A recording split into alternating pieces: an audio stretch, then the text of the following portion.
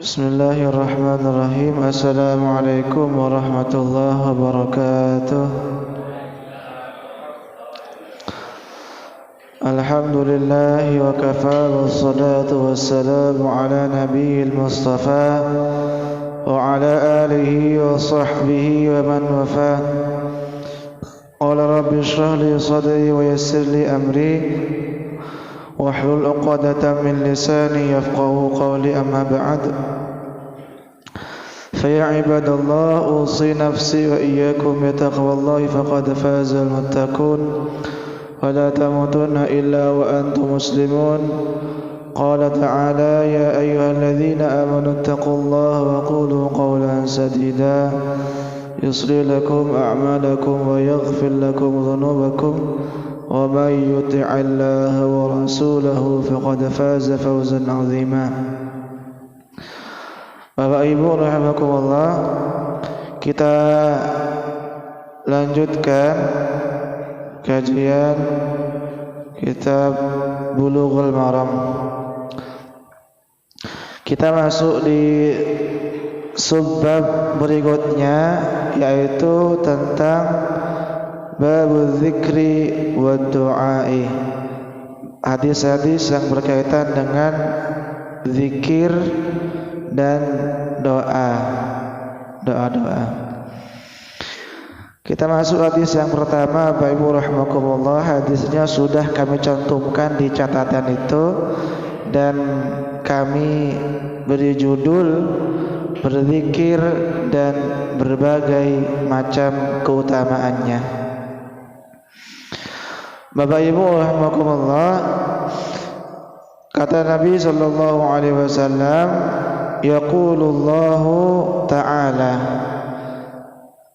Allah subhanahu wa ta'ala berfirman. Jadi ini hadis qudsi ya Bapak Ibu. Kata Allah, ana ma'a abdi ma dzakarani wa taharraqat bi syafatah. Kata Allah subhanahu wa ta'ala, saya bersama seorang hamba yang selalu mengingatku, selalu menyebutku, dan kedua bibirnya bergerak menyebutku. Hadis riwayat Ibnu Majah dan Ahmad. Jadi kata Allah subhanahu wa ta'ala, Allah bersama orang-orang yang selalu mengingatnya dan lisannya, bibirnya selalu basah untuk menyebut Allah subhanahu wa ta'ala, menyebut asma Allah subhanahu wa ta'ala. Bapak Ibu rahimakumullah, dari hadis yang cukup singkat ini, hadis qudsi ini, setidaknya ada 2 poin penting yang bisa kita ambil. Yang pertama, jelas perintah untuk selalu berzikir, mengingat, menyebut Allah subhanahu wa ta'ala. Jadi diingat, karena kita sering lupa, maka diperintahkan oleh Allah untuk selalu mengingat, berzikir, menyebut Allah subhanahu wa ta'ala. Kemudian poin yang kedua dari hadis ini, jelas ketika Allah itu memerintahkan kita sesuatu, pasti sesuatu itu akan memiliki banyak keutamaan, termasuk zikir. Dalam hal ini ketika Allah meminta kepada kita untuk menyebut-nyebutnya, mengingatnya, maka sangat jelas sekali berzikir kepada Allah juga memiliki banyak keutamaan, banyak fadilah. Bapak Ibu rahimakumullah, yang pertama, poin pertama, perintah untuk berzikir. Setidaknya ada 2 hal: berzikir dalam segala keadaan, yang kedua berzikir dalam kondisi atau keadaan tertentu. Jadi memang idealnya Bapak Ibu rahimakumullah, kita seorang mukmin idealnya selalu berzikir kepada Allah Subhanahu wa taala, lisan kita, bibir kita basah untuk menyebut nama-nama Allah, berzikir kepada Allah, tidak basah untuk ghibah. Jadi lisan kita tidak basah untuk menggunjing orang, tidak basah untuk memfitnah orang, tetapi lisan kita, bibir kita basah dengan menyebut, berzikir kepada Allah Subhanahu wa taala dalam segala kondisi, di setiap saat dan tempat, segala tempat dan waktu. Kalau iklan Rexona itu kan ya, Rexona setia setiap saat katanya. Jadi sama, berzikir juga setiap saat. Tidak hanya Rexona saja yang setiap saat harumnya, tapi berzikir juga idealnya setiap saat. Dan ini juga dipraktekkan, dilakukan oleh Rasulullah sallallahu alaihi wasallam. Kalau kita lihat Bapak Ibu di catatan kaki itu, catatan kaki yang pertama, ada riwayat dari Aisyah radhiyallahu anha. Beliau menceritakan tentang kebiasaan Nabi. Apa kata Aisyah? Kana Nabi sallallahu alaihi wasallam yadhkurullah ala kulli ahyani. Kata Aisyah, Rasulullah sallallahu alaihi wasallam itu selalu mengingat Allah dalam segala kondisi. Dalam kondisi senang ingat Allah, kondisi sedih ingat Allah, dan seterusnya. Dalam segala kondisi, kata Aisyah radhiyallahu anha, Rasulullah selalu mengingat Allah Subhanahu wa taala. Dan memang Bapak Ibu, kita diperintahkan oleh Allah untuk selalu berzikir, zikrullah. Kalau kita lihat di situ di catatan kaki nomor 2, Allah sebutkan di Quran surah Al-Ahzab ayat ke-41. Kata Allah, ya ayyuhal, ayatnya enggak ada di situ Bapak Ibu ya. Cuma kami kutipkan surat dan nomor ayatnya. Al-Ahzab 41, kata Allah, ya ayyuhalladzina amanu dzkurullaha dzikran katsira. Duhai orang-orang yang beriman, sebutlah Allah, ingatlah kalian kepada Allah, katsiran, sebanyak-banyaknya. Sekarang lupa, nanti harus ingat, nanti ingat, nantinya lagi harus ingat, dan seterusnya. Jadi kita diminta oleh Allah untuk selalu mengingatnya, berzikir kepada Allah sebanyak-banyaknya, dzikran katsiran. Termasuk di surah Ali Imran di situ ayat 191, Allah menceritakan tentang karakteristik dari orang ulul albab. Siapa itu ulul albab? Kata Allah, alladzina yadhkurunallaha qiyaman wa qu'udan wa 'ala junubihim.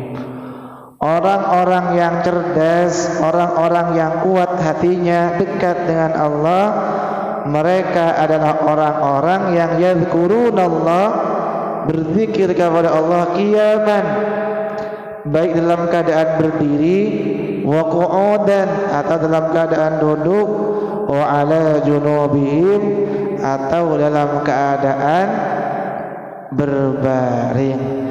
Artinya 24 jam waktu yang dia miliki sehari semalam itu tidak lepas untuk berzikir kepada Allah Subhanahu wa taala.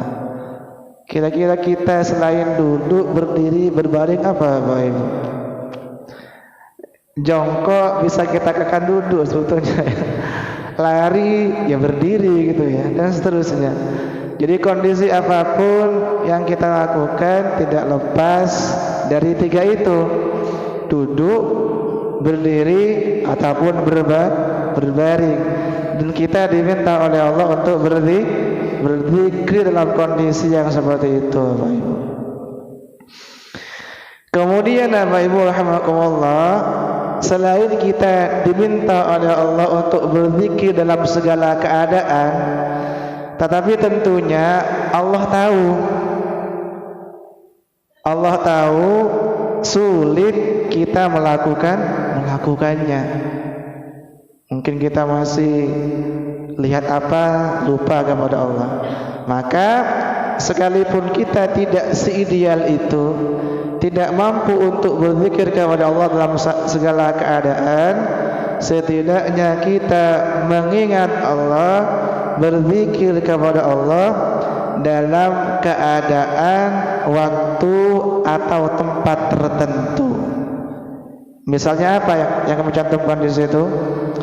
Misalnya zikir pagi, petang, zikir setelah sholat, dan zikir-zikir yang lain. Artinya mungkin kita tidak bisa 24 jam berzikir kepada Allah, tetapi setidaknya kita misalkan zikir pagi petang, ya sejak subuh sampai terbit matahari, kita zikir di situ.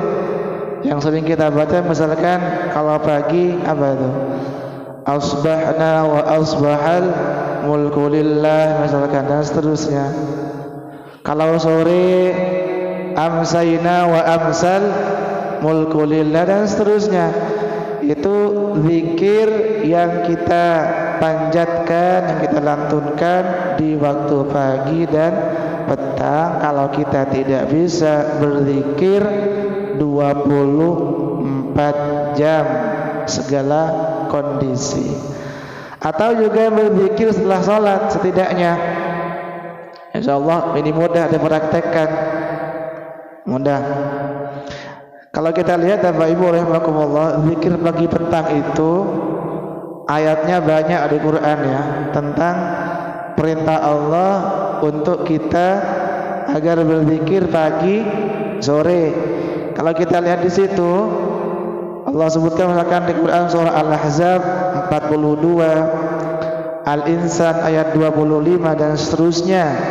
Kata Allah, wasabbihuhu bukratan wa asila. Misalkan kalau Al-Ahzab ayat 42. Kata Allah, wasabbihuhu bukratan wa asila. Bertasbihlah kamu kepada Allah, berzikirlah kamu kepada Allah bukratan di waktu pagi, wa asila dan sore. Termasuk banyak ayat-ayat lain yang senada dengan itu, di mana Allah memerintahkan kepada kita untuk setidaknya zikirnya itu di waktu pagi dan sore.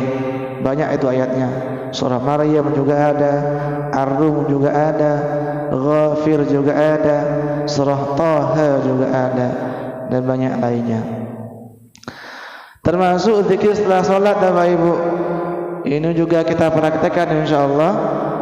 Setidaknya baca apa itu? Subhanallah, alhamdulillah, Allahu akbar gitu. Termasuk juga ada ayatnya di Quran, surah apa itu? An-Nisa 103. Kata Allah, ya ayyuhalladzina amanu idza qadaytumus salata fadhkurullah qiyaman wa qu'udan wa ala junubikum al-ayah. Duhai orang-orang yang beriman, apabila kalian telah selesai melakukan salat, fadhkurullah, berzikirlah kepada Allah, qiyaman, baik dalam keadaan berdiri, wa qu'udan, atau dalam keadaan duduk, atau dalam keadaan berbaring. Maksudnya Bapak Ibu, kalau kita misalkan dalam keadaan terburu-buru setelah sholat, kita langsung melayu gitu ya, setidaknya kata Allah gak apa-apa gitu ya. Langsung misalkan setelah sholat karena ada keperluan langsung keluar, tapi tetap pesan Allah sama, berzikirlah. Kalau tidak bisa duduk, berdiri, artinya sambil jalan kita itu ke rumah gitu, tetap kita lantunkan zikir-zikir subhanallah, alhamdulillah, Allahu akbar dan seterusnya. Itu termasuk wa ala junubikum, atau kita lagi sakit setelah sholat langsung rebahan, gak apa-apa, berzikir sambil rebahan. Jangankan sambil rebahan berzikir, sholat pun kalau memang lagi sakit boleh sambil rebahan gitu ya.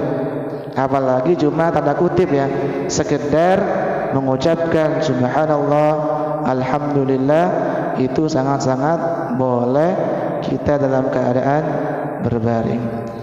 Termasuk tentunya Bapak Ibu rahimakumullah, zikir-zikir yang lain yang bisa dilakukan dalam keadaan-keadaan tertentu. Kemudian Bapak Ibu rahimakumullah, setelah kita mengetahui bahwa berzikir itu diperintahkan oleh Allah Subhanahu wa taala, maka selanjutnya kita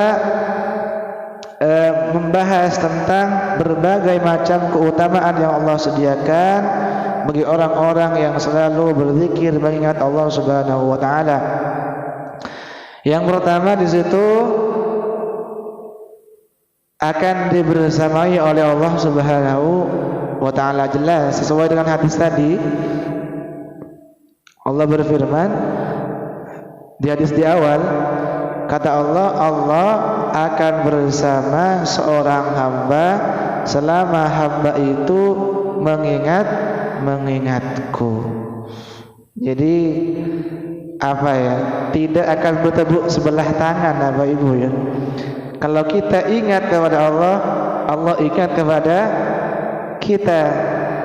Kalau kita ingat kepada istri kita, belum tentu diingat, contoh saja gitu ya. Jadi ingatnya itu cintanya, kata orang-orang, bertepuk sebelah kaki gitu ya.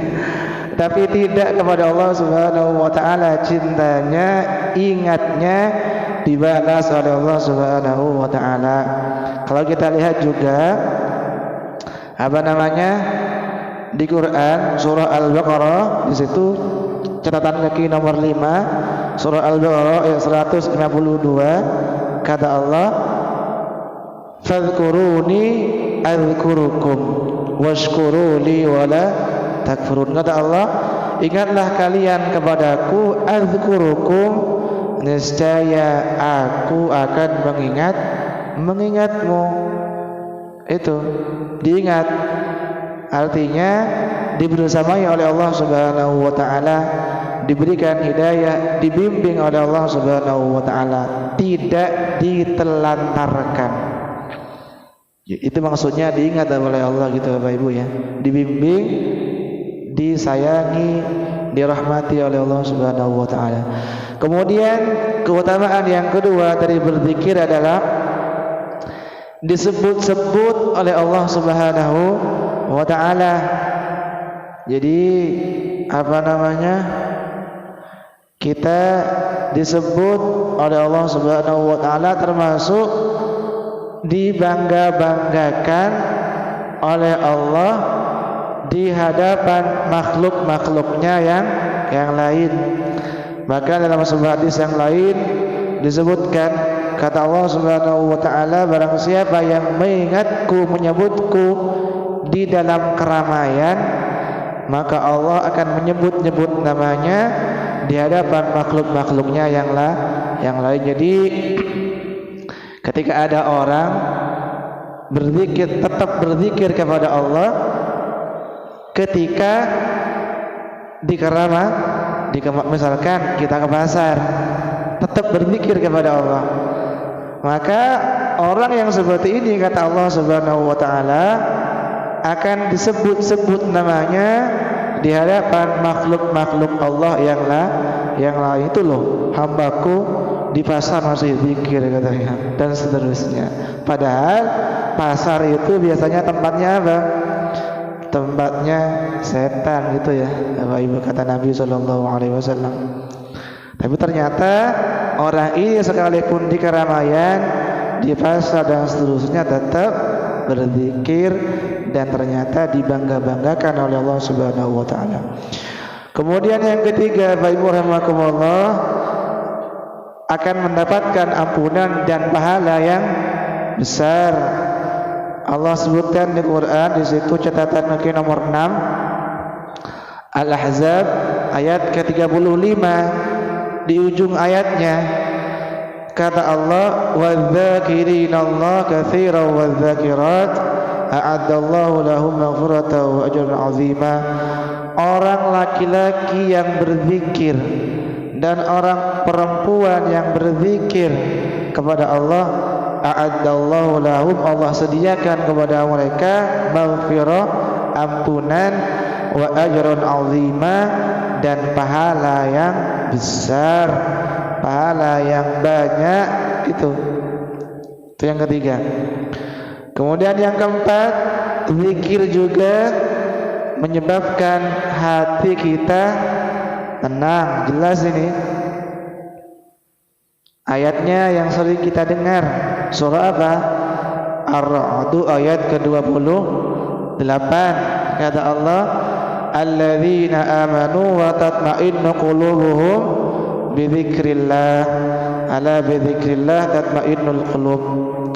Kata Allah, ala bidzikrillah, ingatlah, hanya dengan berzikir kepada Allah tatma'innul qulub, hati akan mutmainnah, hati akan tumakninah. Apa tumakninah itu? Tenang gitu ya, walas katanya, tenang, berbahagia. Kemudian yang kelima, akan dicatat sebagai orang yang ulil albab, seperti tadi, orang yang kuat hatinya kepada Allah, yang cerdas. Kata siapa ya kemarin? Kata Usman mungkin ya. Lub itu maknanya adalah hati, inti, kata beliau itu. Albab itu jamak dari kata lub. Kata ulu maknanya orang yang memiliki. Artinya ulul albab itu adalah orang yang betul-betul punya kedekatan ke hatinya kepada Allah Subhanahu wa ta'ala, yaitu orang yang selalu berzikir kepada Allah Subhanahu wa ta'ala. Itu nanti dilihat di Quran surah Ali Imran 190-191. Kemudian yang keenam, Bapak Ibu rahimakumullah, keutamaannya juga dari berzikir itu, hati akan menjadi hidup tidak keras, bisa dinasehati. Ketika dibacakan ayat-ayat Quran, dia tersentuh. Itu salah satu ciri dari hatinya hidup. Tentunya hati bukan hati organ, Bapak Ibu ya. Hati di sini hati maknawi ya gitu. Mungkin hati organ hatinya sama gitu ya, tetapi tentunya penerimaannya terhadap hidayah itu berbeda. Makanya kata Rasulullah SAW, nanti dilihat hadisnya di situ, perumpamaan orang yang berzikir kepada Tuhannya dan perumpamaan orang yang tidak berzikir kepada Tuhannya seperti orang yang mati dan orang yang hidup. Bahkan kata para ulama itu, kebutuhan manusia terhadap zikir itu sama seperti kebutuhan ikan terhadap air, katanya. Bayangkan kalau ikan tanpa air mati. Sama manusia sebetulnya tanpa zikir, hatinya juga akan mati. Mungkin organ hatinya masih hidup, tapi pada hakikatnya hatinya sebetulnya sudah mati.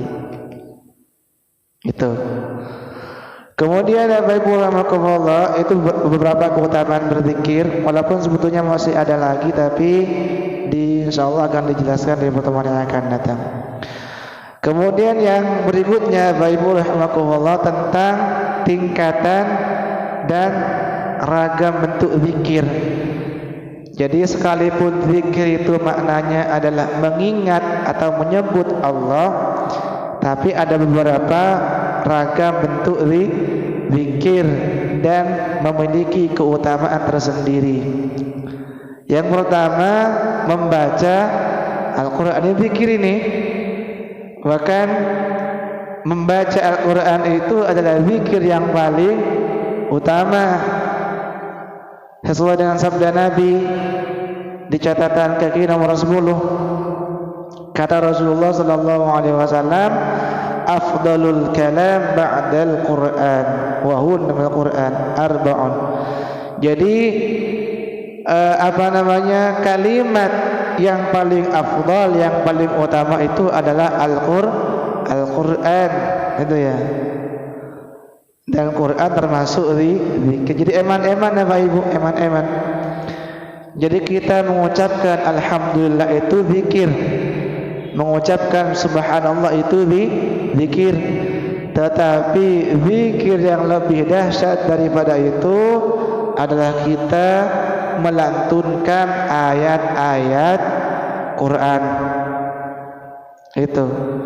Bayangkan satu hurufnya bernilai 10. Jadi kita membaca alif lam mim itu 3 huruf, nilainya minimal 30. Bayangkan baca Al-Fatihah, udah hitung sendiri itu berapa. Kemudian yang kedua, zikir juga tasbih. Tasbih bukan itu Bapak Ibu ya. Itu apa ya? Ya alat gitu ya.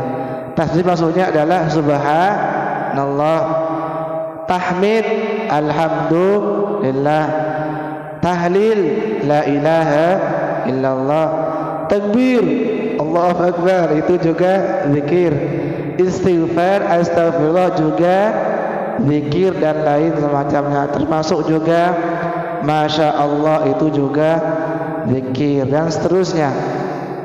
Banyak contoh-contoh zikir yang lain Bapak Ibu. Kemudian yang ketiga yang termasuk zikir juga adalah doa. Doa itu juga termasuk zikir. Kita masuk masjid membaca doa Allahumma aftahli abwaab rahmatik, itu juga bagian dari zikir. Kita keluar masjid membaca doa apa?